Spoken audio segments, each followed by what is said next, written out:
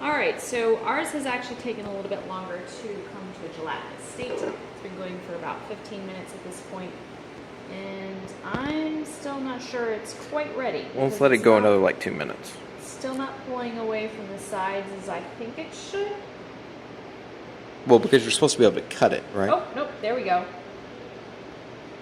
Yeah, actually, I take that back. I think we're at a good stage. So at this point, we're going to take our spatula and cut it into 1-inch squares.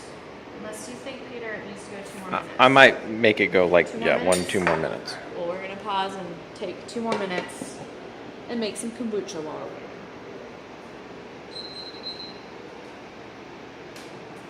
So we're going to be making some blueberry and orange kombucha. This one is not going to be quite as strong because Peter is not quite as lover of the strong kombucha. So we're going to actually make this one a little bit sweeter. And the kombucha is a younger kombucha, or younger SCOBY, and so it's not quite as vinegary tasted. So we're taking the juice of half of an orange. Let's get that good and juice bad. We're gonna pour that juice into this jar, and this jar holds about 2 cups to 3 cups of kombucha. I might take a little bit more of the juice of the orange, since this is probably going to be about 3 cups, almost 4. Then we're going to put the blueberries just in the bottom. I'm going to muddy some of the blueberries so that some nice blueberry juice comes out. Not too much.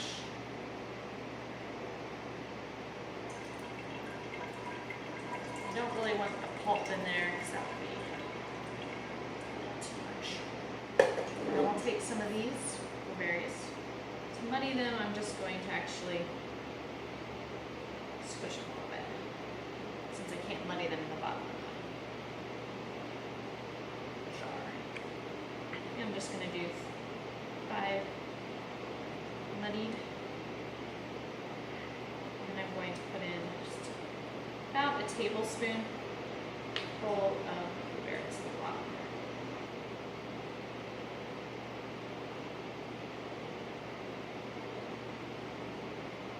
Now the next step is actually to put in half a teaspoon of raw sugar. And there we have our cheese. It is just quite the Impressive 3 minutes. well, homesteading household we have here.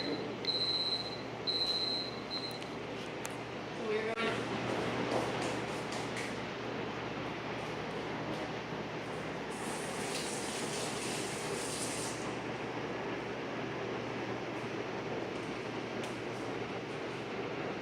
we're going to be checking our cheese again here.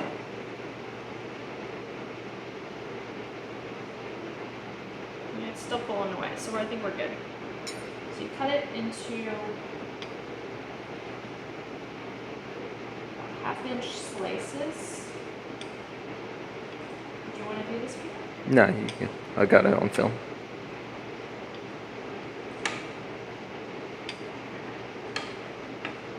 Cheese making in the process. That one's not quite so straight. We'll see whether that actually has an impact. Once you're gone all the way on this side, turn and go in the opposite direction. Take little chunks. This is all going to get mushed together later, though. Into balls, right? Correct. We are going to be making mozzarella rolls. Some people have to laugh while they're doing this, since you are literally cutting cheese. At this point, you're going to actually put it back on the stove and heat it till it's about 105. At medium heat, and it says to stir it just ever so gently. You don't want to mess up the cross or the little squares too much, but just move it a little bit. And occasionally keep moving it while it's actually going up to 105. And then you're going to let it sit for another 5 minutes and stir occasionally. So while this is waiting to heat, we'll just take a little break so that you don't have to sit here and wait for it to heat up.